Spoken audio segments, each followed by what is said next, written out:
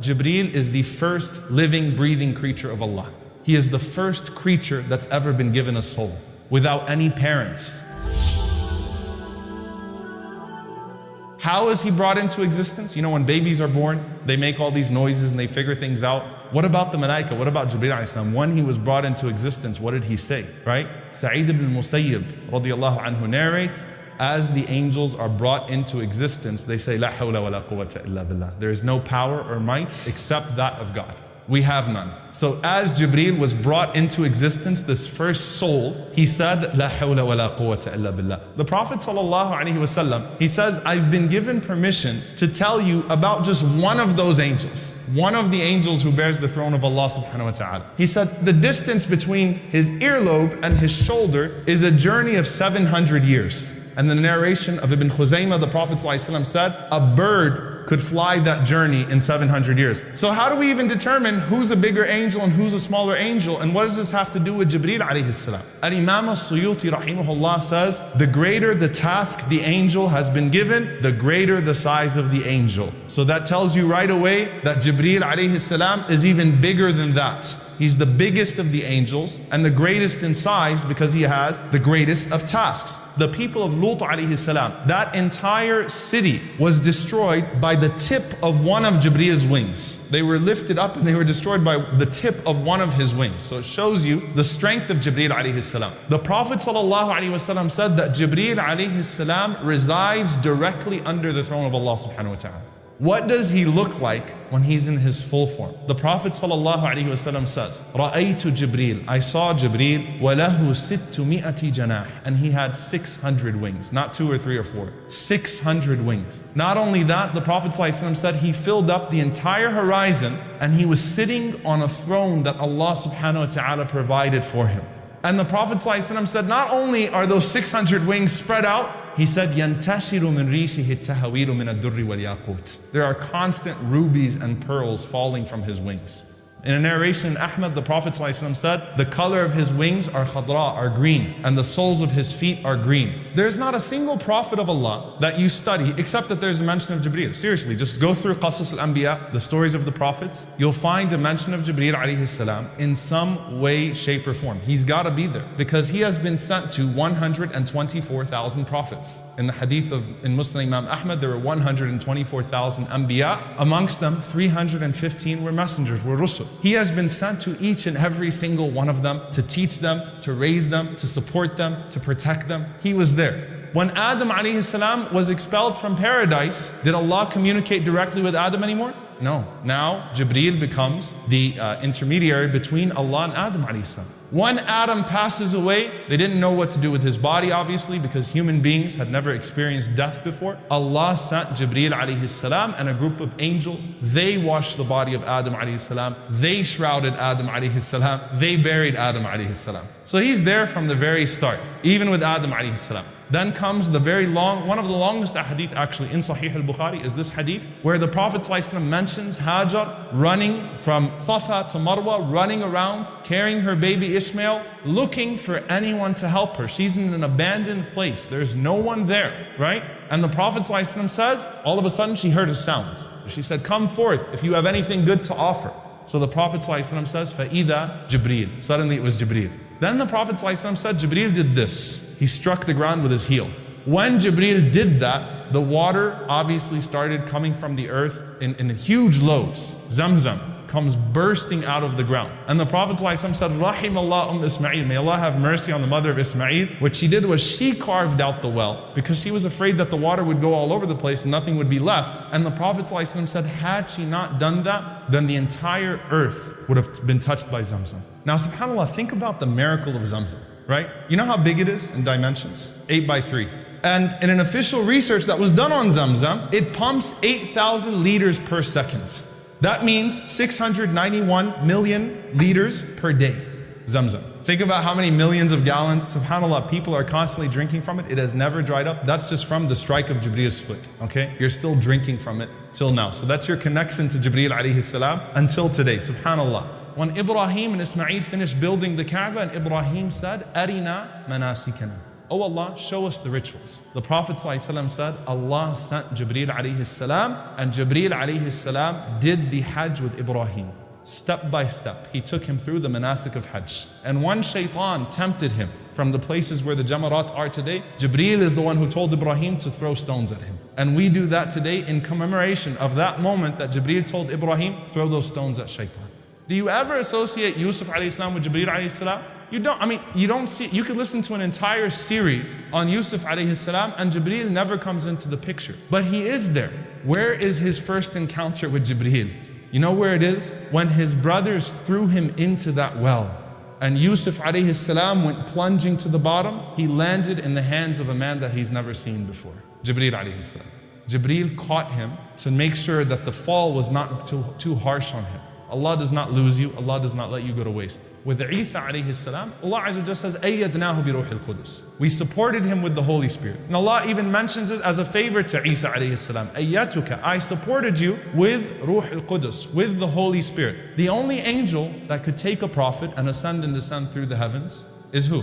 Jibreel. So when the plot was made to crucify him, the angel that was sent to him to take him through the heavens and to place him there until Allah subhanahu wa ta'ala decrees that he returns was Jibreel alayhi salam.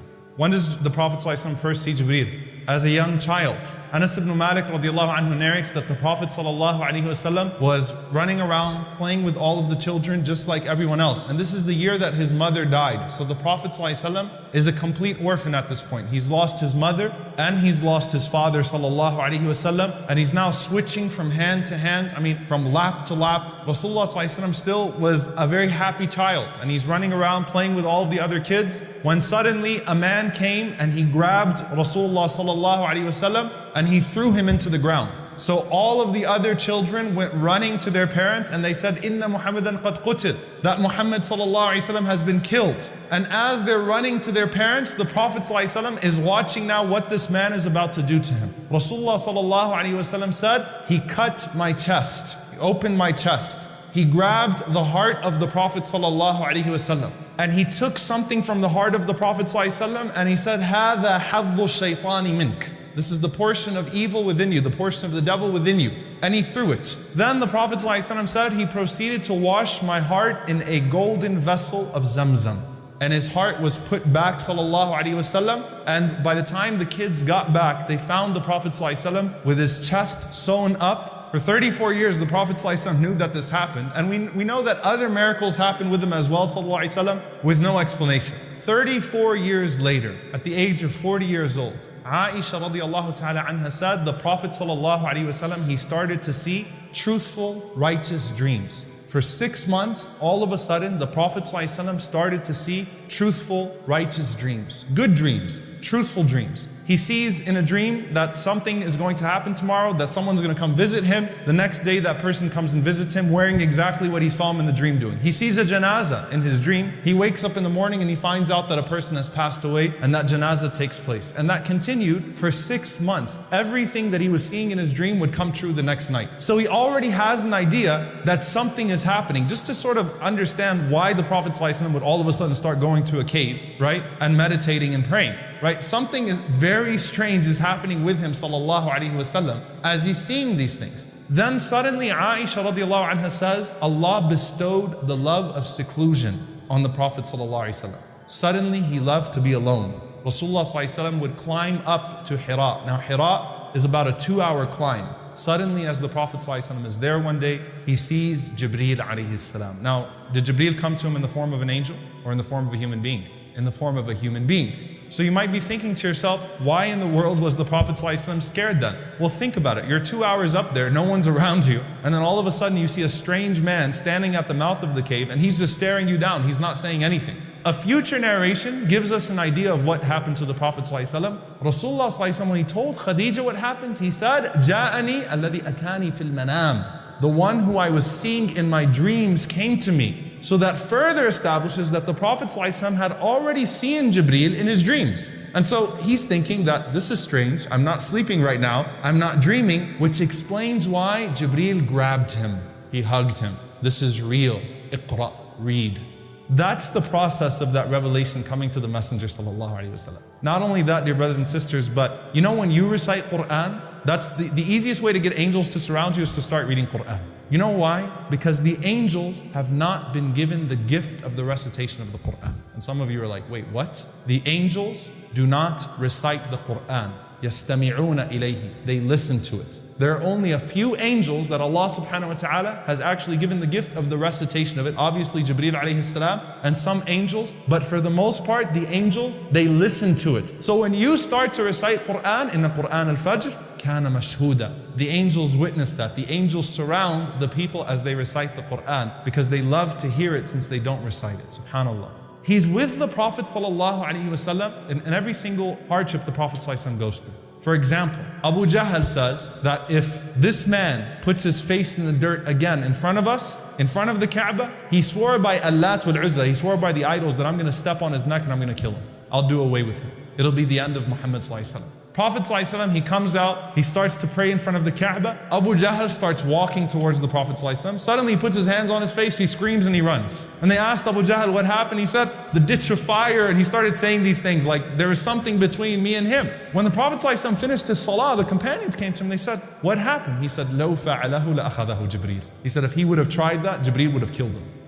Like I know Jibreel is there and Jibreel would have done away with Abu Jahl. Al-Qadi Ayyad, he writes a very famous seerah of the Prophet ﷺ called Ash-Shifa, the cure. He describes a narration, an incident that took place between the Prophet ﷺ and Jibreel. Rasulullah ﷺ asked Jibreel, he says, you know, Allah says in the Quran, وَمَا أَرْسَلْنَاكَ إِلَّا رَحْمَةً لِلْعَالَمِينَ. We have not sent you except as a mercy to all of the worlds. He said, did any of my mercy reach you? I mean, you're part of the world, you're the realm of the malaika, you're the realm of the angel. Did any of that rahmah reach you? Jibreel alayhi salam responded and he said, Ya Muhammad, Wallahi innaka ahabbul anbiya'i ilayk. He said, I swear by Allah, you are the most beloved of the prophets to me. I've never been sent to someone that I loved more than I loved you. He said, and it was through you that I gained security. What does he mean by that? He said, I used to wonder about my fate until Allah revealed to you عند ذو العرش مكين, that he's established in his position with the owner of the throne. Before that was revealed to you, Jibreel used to wonder what would happen to him at the end of this all. When Allah revealed that to the Prophet ﷺ, Jibreel felt the rahmah of the Prophet ﷺ. As the Prophet ﷺ starts to experience the end of his life, Abu Sa'id al-Khudri radiallahu ta'ala anhu, he narrates that the Prophet ﷺ was standing amongst us and Rasulullah sallallahu alayhi wasallam was speaking, and the Prophet sallallahu alayhi wasallam, he simply said, Allah has given a choice to one of his servants between that which is in this world and that which is with Allah. He said, and that servant chose that which is with Allah. Now the Prophet ﷺ was completely healthy, nothing was wrong with him. So the Sahaba assumed what? That this is just some analogy that he's giving. He's just talking about some servant, maybe in the past or something like that. He was given the choice between that of this world and that of the hereafter. But Abu Sa'id says Abu Bakr broke down into tears. And he said, later on we realized that the Prophet ﷺ was talking about himself. Huwa al-Mukhayyar. He was the one that was given that choice. And Abu Bakr was the only one who caught it. From that incident onwards, the health of the Prophet ﷺ started to deteriorate rapidly. The fever got to him, and Rasulullah ﷺ started, slowly, his mobility was reduced. He couldn't come out as frequently, couldn't walk, he couldn't stand when he prayed. It started to affect the Prophet ﷺ, and started to get to him. Inside of his home, everyone was crying because they knew that the Prophet ﷺ's time was nearing its end. Aisha radiallahu anha then, she was, moving the Prophet ﷺ where he needed to be moved. She held the Prophet ﷺ tight, and Rasulullah ﷺ was leaning against her chest. And Rasulullah ﷺ, his eyes fell to the side on Abdurrahman ibn Abi Bakr radiallahu anhu, her brother, and he had a siwak in his pocket. And Aisha says the Prophet ﷺ's eyes fell on it, and so I knew that he wanted it. So I said to Rasulullah ﷺ, do you want that toothbrush, the siwak? And the Prophet ﷺ, he nodded his head. So Abdurrahman gave it to her and it still wasn't used. So she chewed it and she softened it and she put it in the mouth of the Prophet ﷺ. Aisha says, as soon as he finished using the siwak, دَخَلَ عَلَيْنَا Jibreel. Jibreel entered upon us. Now, she looked at the Prophet ﷺ and she said the Prophet ﷺ's face lit up. Huge smile on his face. SubhanAllah. He was so happy to see Jibreel. And you know what I think about this? 23 years before this incident, how traumatized was the Prophet ﷺ by the sight of Jibreel? And he didn't even know who Allah was or what Allah wanted from him. اقرأ باسم ربك الذي خلق. In just 23 years, the most beloved sight to the Prophet ﷺ was seeing Jibreel alayhi salam. And Jibreel alayhi salam said to the Prophet ﷺ, I'm here to give you a choice. Either you can choose to remain amongst your companions and live well, or you can have the companionship of the Most High, Al-A'la, Allah. Jibreel alayhi salam, when he said that, the Prophet ﷺ responded, Bal Rafiq al-A'la, Bal Rafiq al-A'la. Allahumma Rafiq al-A'la. Oh Allah, the companionship of the Most High. I want the companionship of the Most High. I want the companionship of the Most High. Aisha radiallahu anha, she says that the Prophet ﷺ's soul left his body as he was saying, Ar-Rafiq al-A'la, the Most High, the companionship of the Most High. His hand fell and the Prophet ﷺ died. Now the Prophet ﷺ, he left this world, and subhanAllah, everyone will leave this world. And the Prophet ﷺ said, even Jibreel will die. Can you imagine that? Even Jibreel alayhi salam will die. The Prophet ﷺ said that after the horn is blown, and the only ones that stand, إِلَّا مَنْ شَاءَ رَبُّكَ, the ones who your Lord willed, Allah subhanahu wa ta'ala will have in front of him Jibreel, Israfil, Mikal, and the angel of death. Al-Muqassimati amra. Those who apportion the command of Allah, and Allah asks the angel of death, who remains? And the angel of death says, Oh Allah, your noble face, you're here. Abduka, me, Abduka Jibreel, your servant Jibreel, your servant Mikal, and your servant Israfil. Allah says, take the soul of Mikal. And Mikal's soul is taken from him. Then he says, who remains? He said, Ya Allah, you, me, Jibreel, and Israfil. And he says, take the soul of Israfil. And Israfil's soul is taken from him. And he says, who remains? And he says, Wajhuka al-Baqi al-Kareem, your noble face, O Allah. Abduka hadha, this servant of yours, wa Abduka Jibreel. We're the last two standing. Allah says, take the soul of Jibreel. The Prophet ﷺ said Jibreel would fall on his face as his wings spread out, glorifying Allah subhanahu wa ta'ala. He would die in tasbih, subhanallah. His face hits the ground as he makes tasbih to Allah. Then he says, who remains? And the angel of death says, Ya Allah, it's just you and me. And Allah subhanahu wa ta'ala says to the angel of death to die. And the angel of death dies. And Allah subhanahu wa ta'ala says, Kullu man alayha fan. Every single person perishes. وَيَبْقَى وَجْهُ رَبِّكَ ذُو الْجَلَالِ وَالْإِكْرَامِ.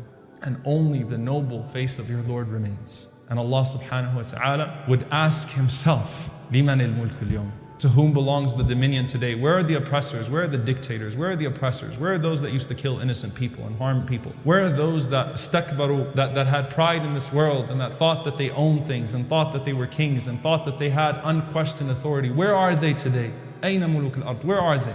Allah subhanahu wa ta'ala says, لِمَنِ الْمُلْكُ الْيَوْمِ. To whom belongs the dominion today? Allah says to himself, لِلَّهِ الْوَاحِدِ الْقَهَّارِ. To Allah, the one, the subduer. Allah subhanahu wa ta'ala. It's only him. Now on the day of judgment, the Prophet ﷺ says that as we all come back, the Prophet ﷺ says the earth is flattened out of the glory of obedience to Allah subhanahu wa ta'ala. And he says each and every single person will not be able to move from the spot that they are standing in the place of assembly. And he says, sallallahu alayhi wa sallam, ثُمَّ أُدْعَى أَوَّلُ النَّاسِ. And I would be called the first of people. I would be the first person to be called to Allah. And he said, so I would enter upon Allah subhanahu wa ta'ala, وَأَخِرُّ سَاجِدًا. And I would fall in prostration.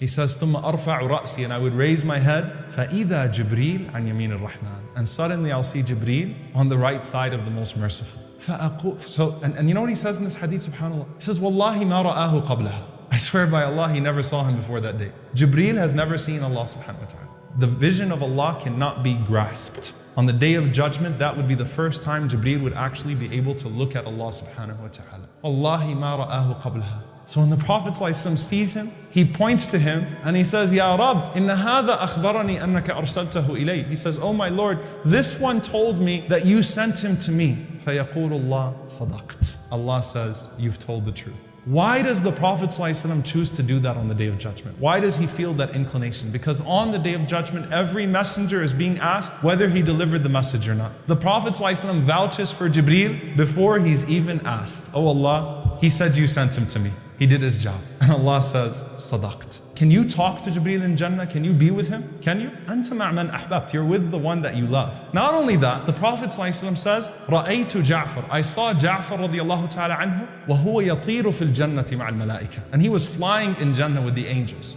You could get your pair of wings and you could fly with Jibreel alayhi salam in Jannah. And subhanAllah, one of my favorite things about talking about Jibreel, as opposed to talking about some of the companions of the Messenger sallallahu alayhi wasallam, is that you can actually interact with Jibreel right now. You know how? The Prophet ﷺ, he says in an authentic hadith, and actually Anas radiallahu anhu says, and Abu Talha says, one time the Prophet ﷺ, all of a sudden his face was just full of joy. So he said to him, Ya Rasulullah, what is it? May Allah keep you happy. He said, Ja'ani Jibreel. Jibreel just came to me. فقال أما يرضيك يا محمد أن لا يصلي عليك أحد من أمتك إلا صليت عليه عشرة. Aren't you pleased, O Muhammad sallallahu alaihi wasallam, that no one says sallallahu alaihi wasallam except that I send salawat upon them 10 times? Jibreel alayhi salam as well. Inna Allah wa malaikatahu yusalluna ala nabi. Allah and the angels send their salawat on the Prophet sallallahu alaihi wasallam. And when you send the salawat on the Prophet sallallahu alaihi wasallam, Jibreel alayhi salam responds to you as well. Allah responds to you and Jibreel alayhi salam responds to you. So you want Jibreel alayhi salam to say your name right now? Sallallahu alayhi wasallam. Allahumma salli wa sallam ala nabiyyina Muhammad.